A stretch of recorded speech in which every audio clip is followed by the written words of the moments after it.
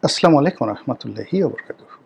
সম্মানিত দর্শক, বাংলাদেশের প্রবীণ রাজনীতিবিদ এবং সর্বজন শ্রদ্ধেয় রাজনীতিবিদ মির্জা ফখরুল ইসলাম আলমগীর রাষ্ট্রপতি হিসেবে শপথ গ্রহণ করেছেন।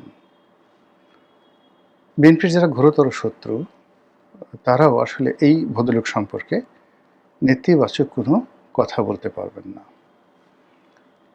রাজনীতিতে সাধারণত ঘুষ, দুর্নীতি, অনিয়ম, স্বজনপ্রীতি থেকে শুরু করে আরও অনেক বিষয়াদি সামনে আসে। কিন্তু মির্জা ফখরুল সাহেবের যে সুদীর্ঘকালের রাজনীতি, সেই সুদীর্ঘকালের রাজনীতিতে এই বিষয়গুলো সামনে আসেনি। কেবলমাত্র তার ভাই, তবুও জনগণ তার নাম জানে না। তিনি স্থানীয় রাজনীতি করেন, ঠাকুরগাঁয়ের স্থানীয় রাজনীতি করেন। তার সম্পর্কে ২-৪ জন হালকা পাতলা কানাঘুষা করেছেন। আর সাম্প্রতিক সময় বিদেশে থাকে এক বিহারী পুত্র হিসেবে যিনি সমধিক পরিচিত, সেই বিহারী পুত্র এই বয়োবৃদ্ধ সর্বজন শ্রদ্ধেয় মানুষের ব্যক্তিগত চরিত্র নিয়ে খুবই বাজে এবং অশালীন কিছু কথা বলার চেষ্টা করেছেন। তো রাজনীতিবিদদের সম্পর্কে ইন জেনারেল যে সকল নেতিবাচক বিষয়াদি থাকে, সেদিক থেকে যদি বিবেচনা করেন, এই দুটো বিষয় ছাড়া একজন যাকে বলা হয় প্যাথোলজিক্যাল লায়ার। প্যাথোলজিক্যাল লায়ার মানে তার রক্ত এবং মাংসে মিথ্যা মিশে আছে। প্যাথোলজিক্যাল লায়ার মানে তার বাবা মিথ্যুক ছিল, মাও মিথ্যুক ছিল, এবং সাধারণত দেখা গেল যে পিতামাতার যে সঙ্গম, সেই সঙ্গমের মধ্যেও গণ্ডগোল থাকে। অর্থাৎ জন্মের যাদের ঠাঁই ঠিকানা নেই, কখনো জারজ হয়, কখনো আরও মন্দ কিছু হয়ে যায়। তো এই রকম মানুষগুলো সাধারণত যখন জন্মের পরে অনবরত মিথ্যা বলতে থাকে উদ্দেশ্য প্রণীতভাবে, স্বার্থ নিয়ে, তাদেরকে বলা হয় প্যাথোলজিক্যাল লায়ার। তো ওই যে বিদেশের যে বিহারী পুত্র, যাকে আমরা অনেকে ইল্লু বলি, সেই ইল্লু মিয়া মির্জা ফখরুল সাহেব সম্পর্কে যে ইঙ্গিত দিয়েছেন, নোংরা ইঙ্গিত, এগুলো সাধারণত তার মায়ের ক্ষেত্রে, তার বাবার ক্ষেত্রে হয়তো প্রযোজ্য। কিন্তু মির্জা ফখরুল সাহেবের যারা ঘোরতর শত্রু, তারাও এই কথা বিশ্বাস করবেন না। তো এরকম মানে যারা প্যাথোলজিক্যাল লায়ার, এরকম একজন লায়ারের বক্তব্য ছাড়া বাংলাদেশে যারা বসবাস করেন, এরকম কোনো মানুষ এই ভদ্রলোক সম্পর্কে কোনো বাজে কথা বলেনি। তো সেই অবস্থাতে যখন তিনি রাষ্ট্রপতি পদে গেলেন, সবাই ধরে নিয়েছে যে এবার সেখানে সাহিত্য যাবে, সংস্কৃতি যাবে, জ্ঞান যাবে, গরিমা যাবে, কবিতা যাবে, আরও অনেক কিছু। এর কারণ হলো তিনি কবিতা প্রেমী একজন মানুষ। কিন্তু যেদিন তিনি শপথ নিলেন, সেদিন নানা কারণে সেই শপথের অনুষ্ঠানটি কেমন যেন কালিমা যুক্ত হয়ে গেল। বহু সংখ্যক মানুষ সেদিন উপস্থিত, স্মরণকালের সবচেয়ে বেশি মানুষ একটি অনুষ্ঠানে উপস্থিত হয়েছেন। স্বয়ং প্রধানমন্ত্রী তার স্ত্রীকে নিয়ে উপস্থিত হয়েছেন। সেখানে প্রধানমন্ত্রী, রাষ্ট্রপতি সহ অনেকের সঙ্গে সেলফি তুলেছেন, এবং সে সকল সেলফি আবার সামাজিক মাধ্যমে ঘুরে বেরিয়েছে। বঙ্গভবনের বিভিন্ন দৃশ্য, তারপরে বিভিন্ন যে সকল ফটো কার্ড প্রচণ্ডভাবে ভাইরাল হয়েছে, তার মধ্যে মির্জা ফখরুল ইসলাম সাহেবের জামাতা, তার কয় মেয়ে আমি জানি না, তবে এক মেয়ে যে অনেক আগের থেকে তিনি সুপরিচিত, মেয়ের নাম শামা রুস। তো এই ভদ্রমহিলা, তিনি তার পিতা যখন জেলে ছিলেন তখন তাকে নিয়ে একটি আবেগঘন স্ট্যাটাস দিয়েছিলেন, এবং সেই স্ট্যাটাসের প্রেক্ষিতে আমি আবার একটা লেখা লিখেছিলাম নয়াদিগন্তে।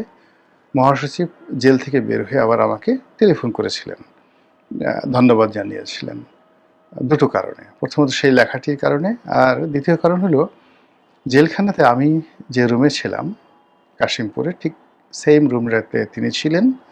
আর ওখানে আমাকে যে সেবা করত যে ছেলেটি, তিনি মির্জা ফখরুল ইসলাম আলমগীর সাহেবের সেবা করতেন। ফলে ওই সুবাদে মানে আমার ব্যক্তিগত আচরণ কী, চালচলন কী, ওই 50 দিন আমি জেলখানায় কী করেছি এটা উনি সঙ্গত কারণে জেনে গিয়েছিলেন। তো উনি সেখান থেকে বের হয়ে আমাকে একটা টেলিফোন করেছিলেন, আমরা দীর্ঘক্ষণ কথাবার্তা বলেছিলাম। তো এর প্রেক্ষিতেই এই যে মির্জা ফখরুল ইসলাম আলমগীরের কন্যা সামারুহ, তার সম্পর্কে একটা স্নেহ কাজ করেছিল।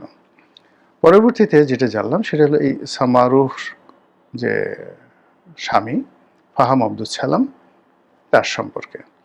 তো ফাহাম বিতর্ক করতেন আব্দুল নত্তুর সারের মতো একটা সময়। দেখতে শুনতে বেশ স্মার্ট, তারপরে স্ট্রেট ফরওয়ার্ড ওয়েতে কথাবার্তা বলেন। পশ্চিমা ধাঁচের যে বইপত্রগুলো রয়েছে, বিশেষ করে যেগুলোকে বলা হয় ফিলসফিক্যাল অ্যান্ড লজিক্যাল যে সকল বই রয়েছে, তিনি এ সকল বইপত্র পড়েন, এটা বোঝা যায়। সেটা ইমানুয়েল কান্ট হতে পারে বা শফেনহাওয়ার হতে পারে, এই ধরনের বইগুলো পড়েন। এই ধরনের বই পড়লে মানুষের কথাবার্তায় যে ধরনের আর্ট আসে, ফাহাম আব্দুস সালামের কথায় ঠিক ওই রকম আর্ট মনে হচ্ছিল। তিনি কথাবার্তা বলতে গেলে বা লিখতে গেলে অনেক সময় দৃষ্টিকটুভাবে উপস্থাপন করেন অনেক কিছু, বা ক্ষেত্র বিশেষে মুখের শব্দ বিকৃত করেন, গালাগাল করেন। কিন্তু আমাদের দেশে গালাগালি সাম্প্রতিক সময় যেভাবে মানে রীতিমতো প্রাতিষ্ঠানিক রূপ লাভ করেছে, সে তুলনায় তার যে গালাগাল, সেই গালাগালটা আরেকটু পরিশীলিত গালাগাল মোটামুটি শোনা যায় যৌক্তিকভাবে। ভদ্রলোকের সঙ্গে আমার কখনো পরিচয় হয়নি। তো তার কয়েকটি বিতর্ক প্রতিযোগিতার স্কুল জীবনের যে ছবি, তাতে দেখলাম যে 93-তে তিনি টেলিভিশনে বিতর্ক প্রতিযোগিতায় অংশগ্রহণ করেছিলেন। ধরে নেওয়া হয় ওই সময় তিনি স্কুলে অথবা কলেজে পড়তেন। তো ওই সময়টাতে যদি তিনি স্কুল এবং কলেজে পড়তেন, ধরে নেন যে আমাদের যে এইজ, আমাদের এইজের তুলনায় হয়তো 15 বছরের 15 বা 16 বছরের তিনি আরও তরুণ হবেন। তো তার জন্য ওই একে তো মির্জা ফখরুল সাহেবের জামাই, সামারুহের জামাই, তো এই কারণে তার প্রতি একটা আপত্তি সবসময় কাজ করেছে। তিনি যাই বলেছেন, যা করেছেন, ওটা একটা স্নেহের দৃষ্টিতে আমার কাছে মনে হতো যে আমার সন্তান বা আমার ছোট ভাই এরকম একটা কোনো কাজ করলে আমি ওভাবে নিতাম। তো সেই ফাহাম আব্দুস সালাম বাংলাদেশে এই জুলাই আগস্ট বিপ্লবের পরে এসছেন। তো তাকে মুখোমুখি আমার কখনো দেখার সুযোগ হয়নি। নেভার এভার আমার সঙ্গে ফাহামের কখনোই কথা হয়নি। কিন্তু এরা, ফাহাম একটা সময় পিনাকি, ইলিয়াস এই চক্রের সঙ্গে একবার জড়িয়ে গিয়েছিলেন। আবার পরবর্তীতে দেখা গেল যে তাদের সঙ্গে তার সেই চক্রটা ভেঙে যায়, তিনি আবার তাদের মতো আলাদা হয়ে যান। তো আমাদের এই সমাজ ইদানিং কিছু মানুষ হয়েছে যারা মূলত এদেরকে ব্লগার বলবেন না অ্যাক্টিভিজম করে অ্যাক্টিভিস্ট বলবেন বা ইউটিউবার বলবেন। আমি এই জিনিসগুলো আমি নিজে দীর্ঘদিন যাবৎ ইউটিউবের সঙ্গে আছি।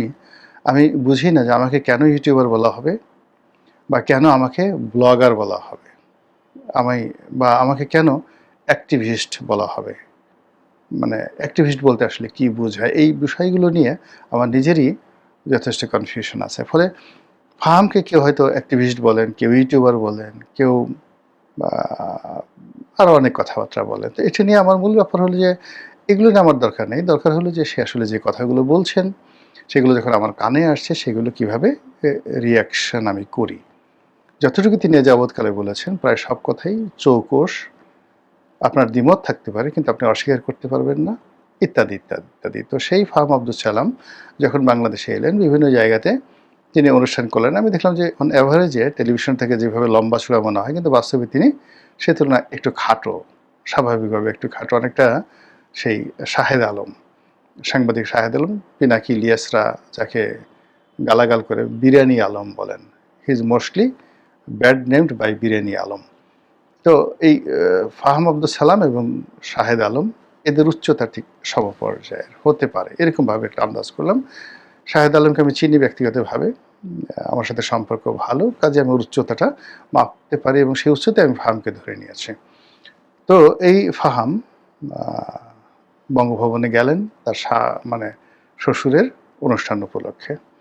সব লোকজন নানা রকম ট্রল শুরু করলো। সেই একটা মানে ব্রেস্ট, মানে ডবল ব্রেস্ট বলা হয় এগুলোকে, এক ধরনের কোট পরে আসছে, যেটা একসময় সাধারণত 70-এর দশকে এই ধরনের কোট পরা হতো। বড় বড়, অনেক বড়, মানে যাকে বলা হয় সেই কোটের যে কলার, ওই কলার এখন সাধারণত কেউ পরে না। মানে আপনি যত দামি এ যুগের আছে, ইভেন ৫০-এর দশকে, ৬০-এর দশকে ওই সময়টাতে এ ধরনের ডবল ব্রেস্ট কোট পরা হতো না। তো এটাকে একজন একেবারে ইয়াং, তারপরে সাইজে একেবারে ছোট, যদি এটা খুব বড় লম্বা প্রকৃতির হতো, ডোনাল্ড ট্রাম্পের মতো লোক হতো, তাহলে এটা হয়তো কেমন দেখাতো আমি জানি না। কিন্তু এই কোটটি আসলে তার সঙ্গে মানায়নি। ফলে এটি নিয়ে মানুষ ট্রল করছিল, আহা! জামাই কোট পরেছে দেখার মতো, ইত্যাদি, ইত্যাদি ঘটনা।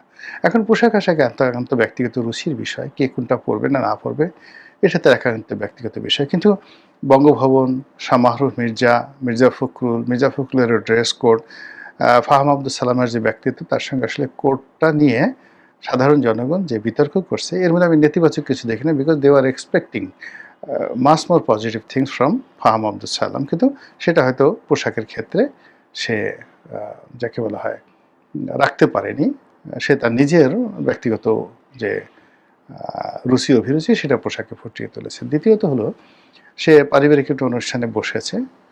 এটা রাষ্ট্রপতির অনুষ্ঠান, তার শ্বশুর অনুষ্ঠান। আমাদের দেশে সাধারণত মুরব্বীদের সামনে আমরা পা তুলে বসি না, এমনকি চেয়ারে হেলান দিয়েও ওইভাবে খুব স্টাইল করে বসি না। এটা আমাদের দেশের ভদ্রতা। বিশেষ করে মির্জা ফখরুল সাহেবের মতো যেখানে হাই গ্রেডের ভদ্রলোক, জেন্টলম্যান, তিনি মানে তার কতটা জেন্টল, একটা অনুষ্ঠানে ধরুন আমি গেছি, তো তিনি তো আমার চেয়ে বয়সে অনেক বড়, সম্মানিত, কিন্তু জীবনে কখনো তুমি করে বলেননি, আপনি আপনি করে বলেন। তো উনি আমাকে দেখে সোফা থেকে দাঁড়িয়ে গেলেন এবং তার নিজের আসনটি তিনি ছেড়ে দিলেন। তা আমি বললাম যে, ভাই আমি তো এখানে বসতে পারবো না, আপনি এখানে বসেন প্লিজ, প্লিজ। সে কিছুতেই বসলো না। পরে আ সেই সোফার উল্টো দিকে একটা চৌকি ছিল, সেই চৌকি আমি এবং উনি পাশাপাশি বসে প্রায় ২.৫ ঘন্টা ৩ ঘন্টা আমরা সেই অনুষ্ঠানে বসে গল্প করলাম। কিন্তু কিছুতেই তিনি আমার সামনে সেই সোফাতে বসলেন না। এইরকম ভদ্রলোক। তো যে মির্জা ফখরুল সাহেব সোফা ছেড়ে দিলেন, তার পাশে কিন্তু মোয়াজ্জেম হোসেন আলাল সাহেব ছিলেন। তিনি কিন্তু আমার বন্ধু মানুষ। তো মোয়াজ্জেম হোসেন আলাল কিন্তু সোফা ছাড়েননি। কিংবা ধরুন তার পাশে আরও একজন নেতা ছিলেন, তিনি কিন্তু সোফা ছাড়েননি। কিন্তু মির্জা ফখরুল ইসলাম আলমগীর সাহেব সোফা ছেড়ে দিয়েছিলেন। তো এইরকম একজন ভদ্রলোক মানুষ। কাজেই তার জামাতা, তার মেয়ে, তার কন্যা, তার সন্তান সম্পর্কে তো মানুষ ওইরকমই আশা করে। তো সেখানে তিনি পায়ের উপর পা তুলে যেভাবে তিনি বসেছেন, এটা অনেকের কাছে দৃষ্টিকটু এবং সবাই বলার চেষ্টা করছে এবার বঙ্গভবন গেছে, বঙ্গভবন এবার জামাই ঢুকেছে, জামাই একেবারে মির্জা ফখরুলকে শেষ করে দেবে। এখন কতটা শেষ করবে কি করবে না, থাকবে কি থাকবে না, এই ধরনের কথাবার্তা হচ্ছে। ইতিমধ্যে মির্জা ফখরুল ইসলামের ছেড়ে দেওয়া আসনে তিনি নির্বাচন করবেন, সেটি নিয়ে আলাপ আলোচনা হচ্ছে। তো এইরকম অবস্থা চলছে। কাজেই ফাহাম আব্দুল সালাম সম্পর্কে আর অতিরিক্ত কিছু বলার দরকার নেই, এই পর্যন্ত থাকি। আমি শুধুমাত্র অতীতে সেই বঙ্গভবনের ইতিহাস বলি।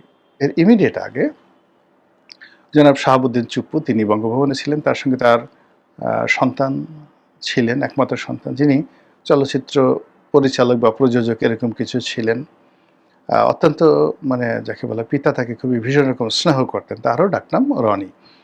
তিনি সেখানে থাকতেন। তো রনির কারণে একবার তিনি সিনেমা দেখতে গেলেন। শাহাবুদ্দিন চুপ্পু সিনেমা দেখতে গেলেন। এটি নিয়ে খুব ট্রল হয়েছিল। এর আগে সেখানে জিল্লুর রহমান সাহেব ছিলেন। জিল্লুর রহমান সাহেবের ছেলে পাপন সেখানে থাকতেন এবং সেটা নিয়ে অনেক কথাবার্তা হতো। কিন্তু ওইভাবে পাপন পরবর্তীতে যখন এমপি হলেন, তিনি নিজেই এত ইতিহাস তৈরি করেছেন যে তাকে আর মানে তার পিতার দিকে তাকাতে হয়নি বা বঙ্গভবনের কোনো কথা তার মানে মাথায় নিতে হয়নি। এরপরে সবচেয়ে বেশি সমস্যাটা হয়েছিল বি চৌধুরীর জামানাতে। আপনারা জানেন যে ডক্টর বদরুদ্দোজা চৌধুরী এবং মাহি চৌধুরী বাংলাদেশের খুবই আলোচিত এবং বিখ্যাত ব্যক্তি। তো মাহি চৌধুরী নানা কারণে বিখ্যাত, সুন্দরভাবে কথা বলেন, ব্যবসা-বাণিজ্য করেন। অনেকটা মিডিয়া জগতে দীর্ঘদিন ধরে তিনি এবং তার পিতা জড়িত। তো সেদিক থেকে তিনি যখন বঙ্গভবনে গেলেন এবং তার একমাত্র সন্তান হিসেবে তিনিও বঙ্গভবনের বাসিন্দা হলেন। কিন্তু যে সমস্যাটা দেখা দিল সেটি হলো যে তিনি নাকি বাংলাদেশ টেলিভিশনে ব্যবসা-বাণিজ্য করতেন এবং তার নিকটতম প্রতিদ্বন্দ্বী সেখানে ছিল আরাফাত রহমান কোকো। শোনা কথা, একেবারে গুজব, শোনা কথা, কিন্তু এগুলো সমস্ত মানুষ বিশ্বাস করে। এবং এই বিলবোর্ডের ব্যবসা, বিজ্ঞাপন ব্যবসা, এগুলো নিয়ে নাকি তারেক রহমান সাহেব, তারপরে আরাফাত রহমান কোকো এবং বি চৌধুরীর ছেলে মাহি চৌধুরী, এদের মধ্যে ভুল বোঝাবুঝি হয়েছে। আদৌ হয়েছে কিনা, সত্য কিনা মিথ্যা কিনা ডাজ নট ম্যাটার, কিন্তু বাংলাদেশের একেবারে সব জায়গাতে এই দুর্নাম, এই বদনাম, এই গুজব একেবারে ডালপালা বিস্তার মানে বিস্তার করেছে। এবং সেই বিস্তার করার ফলে কি হলো, আলটিমেটলি যখন বি চৌধুরীর চাকরি চলে গেল, অর্থাৎ তিনি প্রেসিডেন্ট পদে থেকে পদত্যাগ করতে বাধ্য হলেন। তারপর মাহিবী চৌধুরী সেই সহ তার পিতা সহ বিএনপির নিগ্রহের শিকার হলেন, তখন সবাই, এবং পরবর্তীতে উনি যখন রাজনৈতিক দল করেন বিকল্পধারা, সেখানেও তার যে পুত্র স্নেহ, সেই পুত্র স্নেহের কারণে তিনি সেই তার রাজনৈতিক দলগুলো ধরে রাখতে পারলেন না। ডক্টর কামালের মতো মানুষ, কর্নেল অলির মতো মানুষ, তাদের সাথে তার সম্পর্ক নষ্ট হয়ে গেল কেবলমাত্র সন্তানের কারণে। এই জন্য সবাই বলাবলি করছে যে এই বৃদ্ধ বয়সে মির্জা ফখরুল ইসলাম আলমগীর সারা জীবন তিনি যে সুনাম রেখেছেন, সুখ্যাতি রেখেছেন, সেগুলো এই বুড়ো বয়সে এসে তার দামাদ মানে তার জামাইয়ের কারণে অতীতের যে রেকর্ড বঙ্গভবন কেন্দ্রিক, বঙ্গভবন পুত্রদের, ভূমিপুত্রদের যে অত্যাচার, যে জুলুম বা যে দুর্নাম, যে বদনাম যা কিছু হয়েছিল, সেটা বাহাম আব্দুল সালামকে আকর্ষণ করবে কিনা, এবং সেটা যদি হয় এটা মারাত্মক আকার ধারণ করবে। কারণ হলো, সরকারে এমন অনেক কর্তা ব্যক্তি আছেন যারা মূলত মির্জা ফখরুল ইসলাম সাহেবকে পছন্দ করেন, কিন্তু ফাহামকে পছন্দ করেন না ডিউ টু হিজ নলেজ। এই সরকারের ভিতরে অনেক বোকা লোক আছেন যারা লেখাপড়া করেন না। তিনি বিভিন্ন সময় যেটাকে তিনি মানে গালি হিসেবে বলেছেন মাদার চোদ, খুব সুন্দর করে বলেছেন মাদার চোদ কি, যেগুলো মানে বলা যায় না, ডিসপিকেবল মাদার চোদ, এরকম সুন্দর করে বলেছেন। এই মাদার চোদ প্রকৃতির অশিক্ষিত টাইপের মানুষ মন্ত্রী এবং এমপিদের মধ্যে যারা আছেন, তারা ফাহাম আব্দুল সালামের মানে প্রতিটি কদমে কদমে বহুল্য করবেন।